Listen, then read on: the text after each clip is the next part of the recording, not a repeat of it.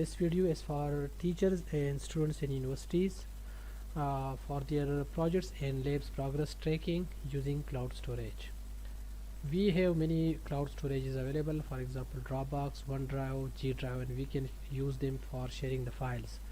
But to specifically track the projects and labs progress, we have to use the cloud storage with version control systems, which are the GitHub and the Bitbucket one. So we will be covering the GitHub in this video. To set up a repository on the GitHub, first you have to install the Git on your machine from this URL. Let me show you.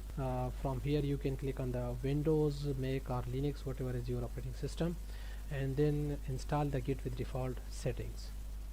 If you need any assistance, you can go to this YouTube tutorial. It will guide you how to install it. The next step is to create your online account on GitHub. So just go to github.com, provide your username, email and password and sign up. It will create your account. The third step is to download the GitHub desktop version and install it on your machine. This will help you to keep sync your files and changes in the projects or in the labs very easily. To download the GitHub desktop version, just go to desktop.github.com and download for Windows. In universities, a group of students usually work on their semester project or their FYP projects. Over here, the first step is for the team leader of that group. So he has to set by himself his project repository with this recommended structure. Like there will be a code folder, there will be a documentation folder and the readme file. In code folder you will track your code. In documentation folder you can track the lab progress with these with this one file actually, but with two different versions, like the MS Word version and then the PDF version. You will share the PDF version with your teacher. And then the project documentation and the project.documents, you can also add other documentation files over here. And in the readme file, it is better to provide the instructions to your group members how to set up this repository, or how to run the code, and how to follow this documentation, and how to keep it updated, submit their lab or project work. On my GitHub account, I have already created a few of my repository and joined a few repository from the students. So to create a new repository, you just click on the new button and you provide the name of the repository. For example, hotel management system is my semester project. Then I can provide some description, and you have to keep it public for free purpose. If you want to keep it private, then you have to pay some money to the GitHub. Otherwise you have to keep it public. Then you can initialize your readme file, and later on you can edit it to add the instructions. Once the repository is created, it will have its own URL, and then you can update this structure as per the suggested one that I have shown you in the presentation. The next step is for the team leader is to clone this repository on your machine. So you can use the GitHub desktop version. Over here you can click on this and then just copy the URL, go to your desktop version and go to the files and clone repository. Over here you need to click on the URL and just paste that URL here. Okay, and you can also change this path where you want to clone it. Just click on the clone and then it will start cloning that repository. The next step for the team lead is to share this repository with your group members, like they are the collaborators and also your teacher. To share this repository with your group members, just click on the invite a collaborator, provide his username or the full name or the email, and click on the add user to the repository, and this repository will be shared with that user by sending an email invitation to him.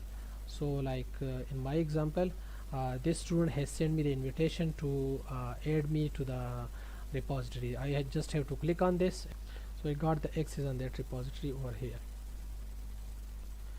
Now every group member has to make their changes to the repository, like once it is already cloned, as I told you earlier.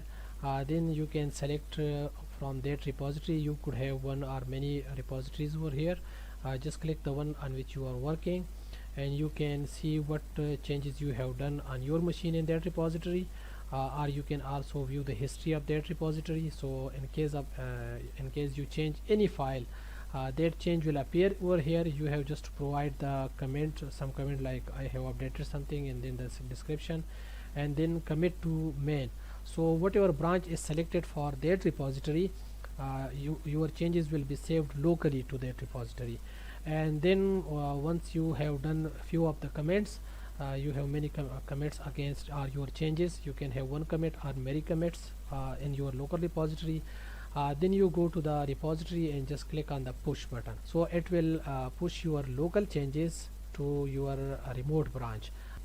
So for the code changes, when you make changes to your code, so for every task you have to create a new branch from your main branch, from your master branch, like that is your trunk. And then you complete your work and you push that to that branch, then create a PR. So for every new task, it is strongly recommended to create a new branch, complete your work, submit it, and then make it reviewed via the PR process. If there are changes by someone else in the main or in the branch, so you just have every time you before the commit you have to fetch the current status and then commit your changes, okay, or push. You have to push them. You may face like conflicts in that, so you have to resolve the conflict and then submit it. So to track lab progress by GitHub repository is just a matter of one file updates.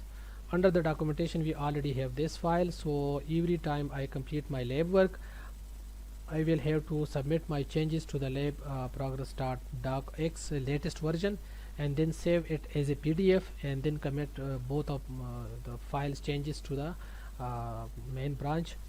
And I can also make a PR and then make it reviewed by my group members, and once they are okay, the team leader can then merge that. So once the files and everything is set up, teacher can use the NB viewer from jupyter.org and view these changes, like the real-time status of that lab. As soon as students submit their work, teacher can see the real-time progress using the NB viewer for the PDF version.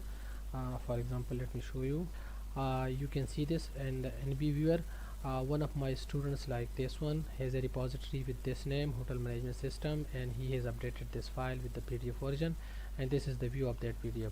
So instead of I can click on this review the whole class lab progress in just one file, instead of downloading everyone's progress and then unzipping them and then opening and closing. So to avoid all those hurdles, it is better to follow this process. There is a small tip, like you can set up with live learning of the subject on subexpert.com and track the labs or project status on subexpert.com. Like this is an example of URL. I can show you. In the courses I have database, and the labs courses I can go here,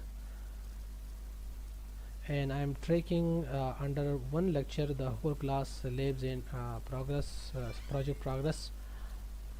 You can click on it, and I'm briefly describing the process again to the student over here. And below over here you can see the lab progress is here and the semester project progress is here. So it will give you a bird view of the real-time status of your class. Beside this, you can also monitor the progress, and you can add as many groups of your semester projects as you can over here.